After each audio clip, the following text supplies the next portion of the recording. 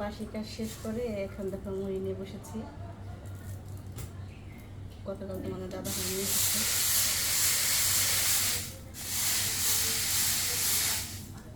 মুড়িটা চেলে নিয়ে তারপর স্নান করবো, তারপর যাবো রান্না করতে। একদম ঘেমে গিয়েছি, এখন আর ভালো লাগছে না। আজকে আকাশটা একটু মানে রোদ উঠেছে, একটু রোদ উঠলেই দেখো কত গরম লাগে। আর যখন এই বৃষ্টি নেমে থাকে তখন মনে হয় যে স্যাঁতসেঁতে।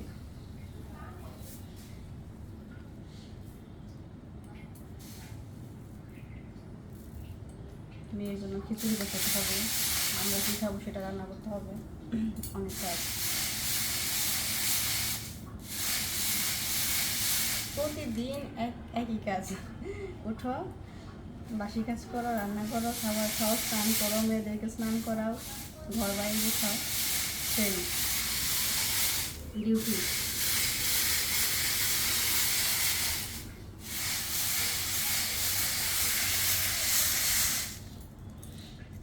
দেখো কত নোংরা।